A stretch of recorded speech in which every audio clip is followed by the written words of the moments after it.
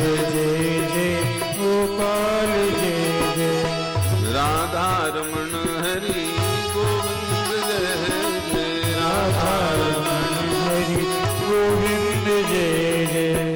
गोविंद जय जय गोपाल जय जय। गोविंद जय जय गोपाल जय जय। श्री वृंदावन बिहारी लाल की जय जय।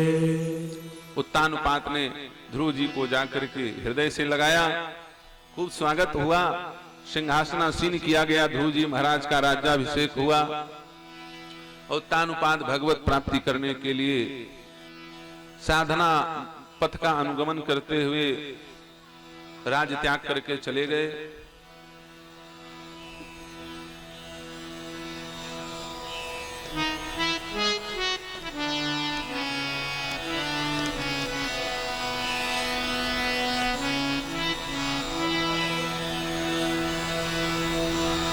क्या हुआ?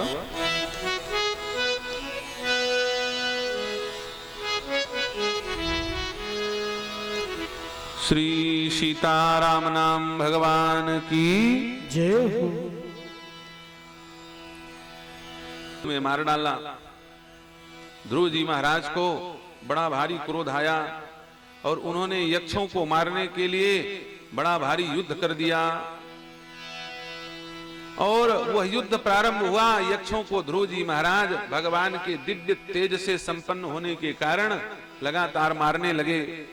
यक्ष अपना प्राण बचा करके ब्रह्मा जी के पास पहुंचे और कहा जाकर के, हे प्रभु, आपने कैसी सृष्टि बनाई है?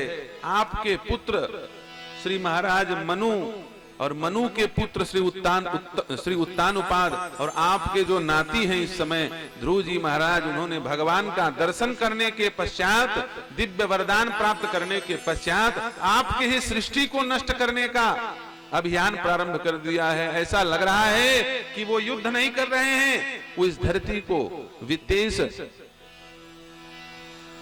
कुबेर और यक्षों के सहित विहीन कर देंगे। इसलिए आपके चरणों में बार बार प्रार्थना है, आप इस युद्ध को रोकें। भगवान ब्रह्मा ने मनु जी महाराज को आदेशित किया। स्वयंभू मनु स्वयं युद्ध क्षेत्र में पधारे और आकर के कहा, हे बेटा ध्रुव, तुम हमारे नाती हो। देखो, ध्रुव जी नाती हैं, मनाने के लिए बाप नहीं आए। मनाने के लिए किसको भेजा? बोले बाबा को, क्योंकि बाबा की बात नाती जल्दी मान लेता है। नाती जो है बाप की बात बाद में मानता है, बाबा की बात पहले मानता है। इसलिए श्री मनु महाराज आए और आकर के निवेदन किया, आदेशित किया, तो ध्रुव जी महाराज ने युद्ध बंद किया। श्री कुबेर जी, वित्तेश कुबेर ने ध्रुव जी महाराज को आशीर्वाद दिया और वरदान, दिव्य वरदान प्रदान किया है। श्री मैत्रेय जी महाराज कहते हैं, इस दिव्य ध्रुव वंश में, महाराज उत्तानपाद के वंश में ध्रुव जी के पुत्र श्री उत्कल जी हुए। ये बड़े श्रेष्ठ शासक थे। उनके पश्चात इस परंपरा में उल्मुख इत्यादि राजा हुए। इनके पश्चात श्री अंग जी महाराज हुए। ये अंग बड़े धर्म पालक शासक हुए।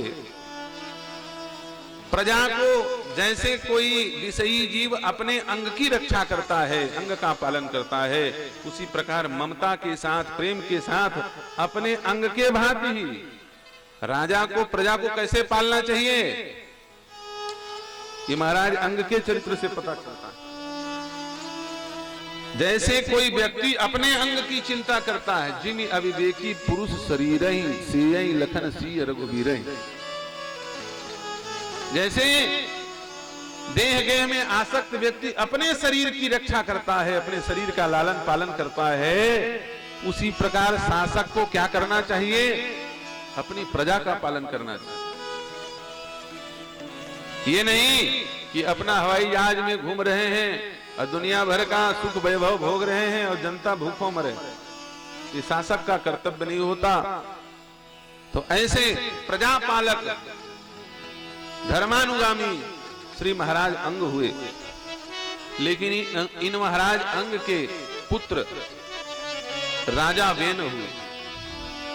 यह वेन बड़ा दुष्ट शासक हुआ।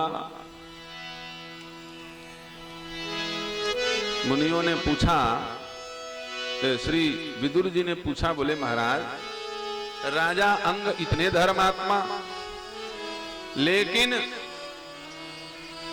उनका बेटा बड़ा पापी, ये बात समझ से परे है।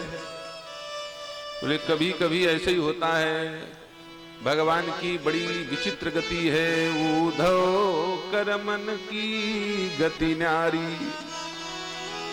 जीव अपने अपने संस्कार से प्रेरित होकर के जन्म लेता है। सब अपना अपना प्रारब्ध लेकर के आए हैं, इसमें कोई आश्चर्य की बात नहीं।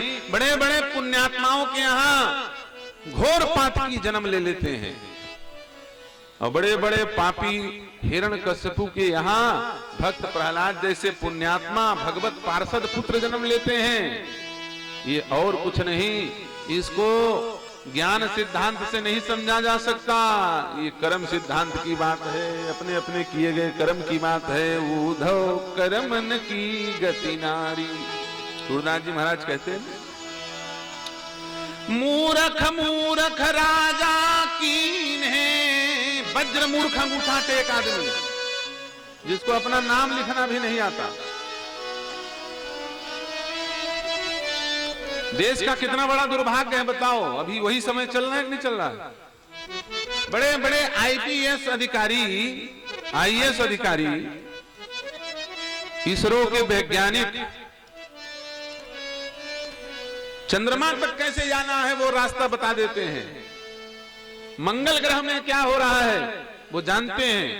ऐसे लोग उनके कर्मचारी बन के घूम रहे हैं जिनको यही पता नहीं है कि दिल्ली में क्या हो रहा है। इनको पता है कि मंगल ग्रह में क्या हो रहा है, चंद्रमा में क्या हो रहा है, ग्रह नक्षत्र मंडल में क्या हो रहा है, लाखों किलोमीटर करोड़ों किलोमीटर दूर कौन सी घटना घट रही है, ये जानने वाले लोग उनके अधीनस्थ हैं जिनको यही पता नहीं है कि दिल्ली में क्या हो रहा है, हमारे मंत्रिमंडल में क्या हो रहा है, हमारे प्रजा के बीच में धरती में क्या हो रहा है उन्हें पता नहीं। और उनके कर्मचारी नौकर कौन है? बोले जो मंगल ग्रह में क्या हो रहा है जान सकते हैं।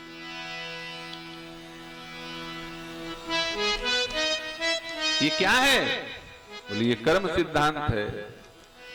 संत कहते हैं उद्धव कर्मन की गति न्यारी, उद्धव कर्मन की गति न्यारी। मूर्ख मूर्ख राजा कीन्हे, पंडित फिरत भिखारी। नदिया जल सब भरी भरी राखे, सागर के ही विधिखारी। उद्धव कर्मन की गति न्यारी। अच्छा सच बताओ, कोई नर्मदा जी जाता है तो नर्मदा का जल ले आता है शीशी में भर के, गंगा जी जाते हैं तो गंगा का जल भर ले आते हैं, यमुना का जल भर ले आते हैं, गंगा कावेरी गोमती पवित्र नदियों का जल लोग भर भर के अपने घर में रखते हैं। हमारे राजेश शुक्ला जी बता रहे थे, बोले हमारे यहाँ 7 तीर्थों का जल भरा हुआ है ना। लेकिन ये बताओ क्या समुद्र का जल रखा है? तो बोलेंगे महाराज नहीं। क्यों नहीं? क्योंकि कर्म गड़बड़ है समुद्र का। नदियों का जल मीठा है और समुद्र का जल, नदियां जल सब भरी भरी राखे, सागर के ही विधिखारी। उज्ज्वल पंख दियो बगुला को, कोयल के ही विधिकारी। उद्धव करमन की गति न्यारी। अच्छा सच बताओ, ये बगुला कौन सा साधु महात्मा है जी? बगुला कोई फलाहारी है क्या? बड़ी बड़ी मछलियों को रोज मार मार के खा जाता है। ऐसे ढोंग करने वाले बगुला कोई तपस्वी है क्या?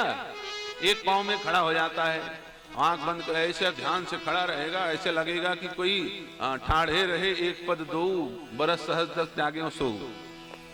जैसे महाराज मनु 10,000 वर्ष तक एक पैर पे खड़े रहे ना, वैसी घंटों बगुला एक पांव में खड़ा रहता है। तो क्या तपस्या कर रहा है क्या? ढोंग कर रहा है, ढोंगी है, दूसरे को मारने की इच्छा से छल कर रहा है। लेकिन ऐसे बगुला को भगवान ने कैसा रूप दे दिया? बोले बढ़िया सफेद चमकता है, सूर्य का प्रकाश पड़े तो बगुला का समूह बिल्कुल श्वेत स्फटिक के जैसे चमक पड़ता है। और कोयल बिचारी क्या बुराई की है? बगुला का आवाज सुनो तो दिमाग खराब हो जाएगा। आपके घर के आंगन में कोई पेड़ हो, 10 बगुला बैठ जाएं तो आपके बुद्धि में कोई ना कोई विकृति आ जाएगी दिन भर सुनेंगे तो।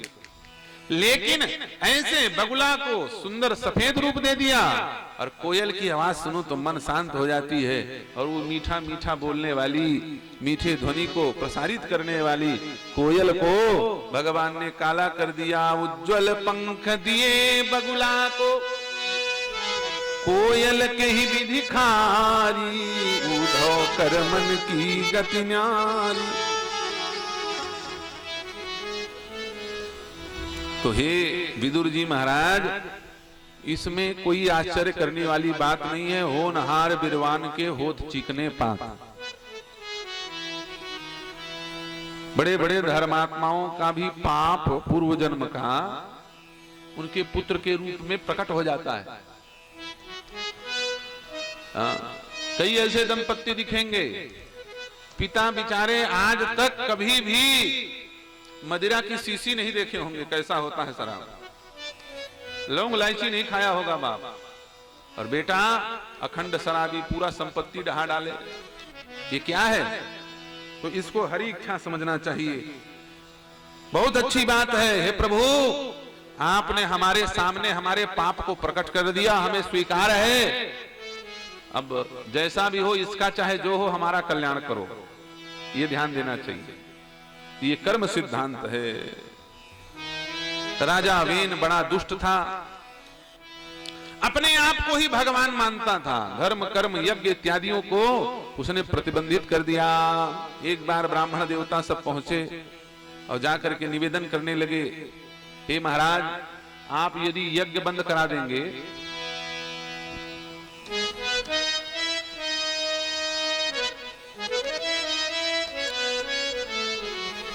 तो शास्त्र सिद्धांत है, यज्ञात भवति परजन्यः, परजन्यात अन्न समुद्भवः।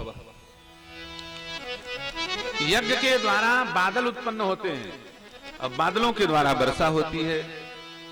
यदि आप यज्ञ का विरोध करेंगे तो फिर इस धरती में अकाल पड़ना शुरू हो जाएगा, आपकी प्रजा जीवित कैसे रहेगी?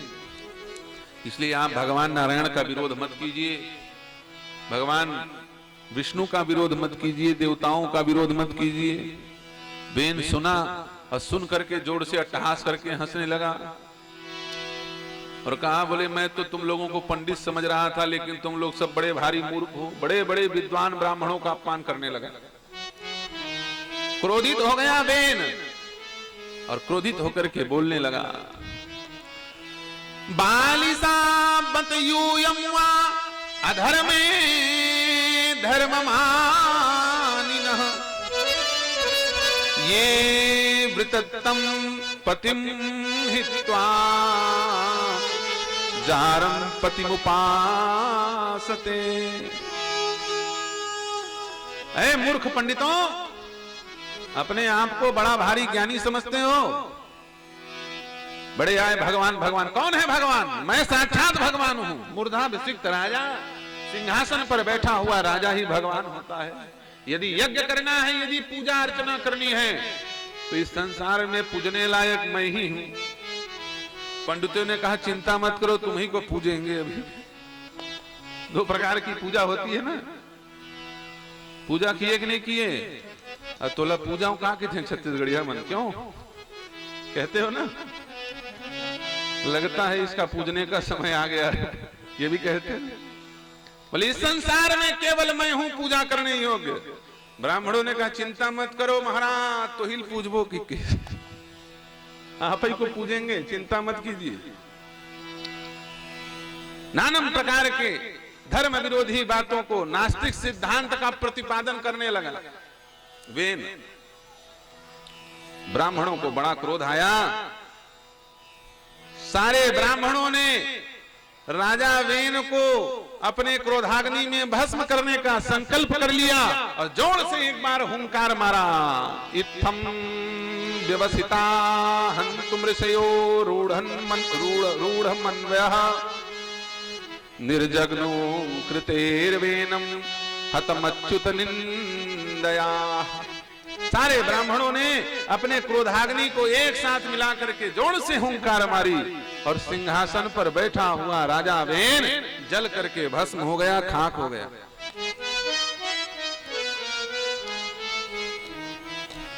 अब हाहाकार मच गया। भाई चाहे अच्छा हो चाहे बुरा हो, राज्य का राजा था। बिना राजा के राज्य कैसे सुरक्षित रहेगा? एक दिन भी कोई राज्य बिना राजा के रहे तो हाहाकार मच जाता है कि नहीं मच जाता? आप लोगों को पता नहीं होगा, महाराष्ट्र वालों से पूछना। अभी सांस लिए महाराष्ट्र वाले, 15 दिन 1 महीने से महाराष्ट्र में खलबली मची हुई थी। कोई मुख्यमंत्री बन जाए फिर वो हट जाए, कौन मुख्यमंत्री बनेगा उसका पता नहीं। एक बार राष्ट्रपति शासन लगा, फिर एक बार मुख्यमंत्री बने, फिर मुख्यमंत्री बने हैं, लेकिन फिर भी जीव धुकुर पुकुर कर रहा है उन लोगों। हे भगवान, ये कब सरकार गिर जाए समर्थन वाली, तो जिस राज्य का कोई शासक न रह जाए, बिना शासक के बिना राजा के राज्य के लोग अव्यवस्थित चित्त वाले हो जाते हैं। राजा सिंहासन पर बैठे बैठे मर गया।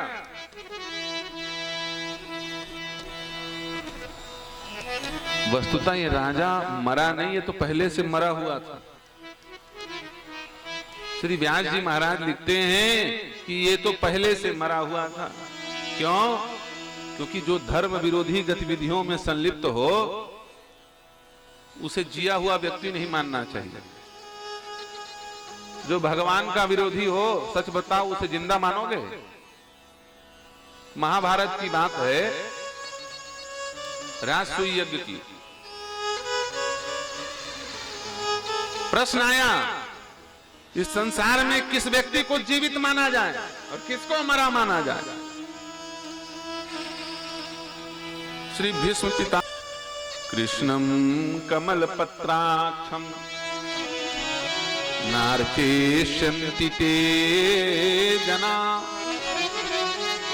जिसने अपने जीवन में भगवान मदन मोहन ब्रजेंद्र नंदन के कोटि कोटि कंदर्प दर्प कमनीय पादार बिंदु की अर्चना न की हो, ऐसे व्यक्ति को मरा हुआ मान लो। कृष्णम कमल पत्राक्षम नार्चेष्यन्ति ते जना जीवन मृतास्ते विज्ञेय न संभाषात कदाचन। अच्छा सच बताओ भाई, मरे हुए आदमी से कोई बात करता है? कौन कौन किया है बताओ? किए हो तो ऐसे ऐसे कह दो। मरे हुए से कोई, सब जिंदा से बात करना चाहते हो ना? और जो मरे हुए से बात करे, सच बताओ माताओं, उसको क्या कहते हो छत्तीसगढ़ी में तुम लोग? जो लोग मसान में जाते हैं, मरघटी में जाते हैं और मुर्दा से बात करते हैं, उसको छत्तीसगढ़ में क्या कहा जाता है? कह दोगे तो आजकल जेल हो जाएगा। उस शब्द को बोलने में प्रतिबंधित कर दिया गया है। कोई महिला चली जाए शमशान घाट में और जाकर के रात को पूजा करे तो क्या कहेंगे उसको? कि मुर्दों से बात करती है, टोनीहीन है, ये कहेंगे कि नहीं कहेंगे? जो मरे हुए से बात करता है उससे कोई बात करना नहीं चाहता। तो कौन कौन मरे हुए हैं संसार में? तुलसीदास जी महाराज ने कहा है, कौल काम बस कृपन विमूढ़ा। कौल काम बस कृपन विमूढ़ा। कौल काम बस कृपन विमूढ़ा। कौल काम बस कृपन विमूढ़ा।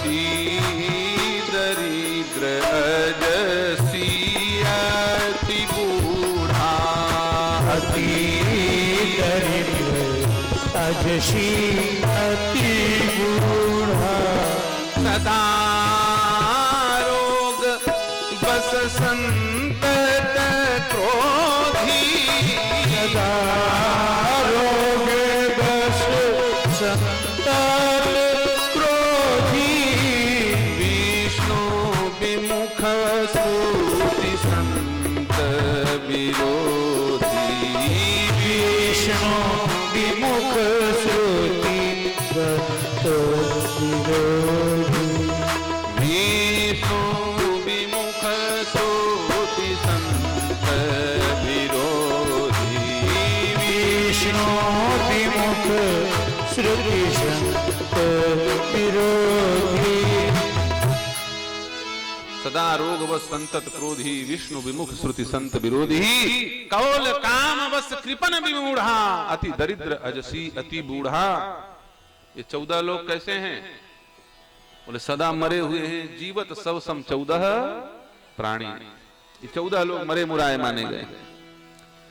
तो व्याजावेन विष्णु विरोधी है, संत विरोधी है, धर्म विरोधी है, इसलिए तो पहले से मरा मुराया था। तो ब्राह्मणों ने क्या किया? बोले मुर्दा को कितने दिन रखेंगे, अग्नि संस्कार करो। मानो ब्राह्मणों ने अपने क्रोधाग्नि में उस मरे हुए पार्थिव शरीर को अग्नि संस्कार कर दिया। श्री मैत्रेय जी महाराज कहते हैं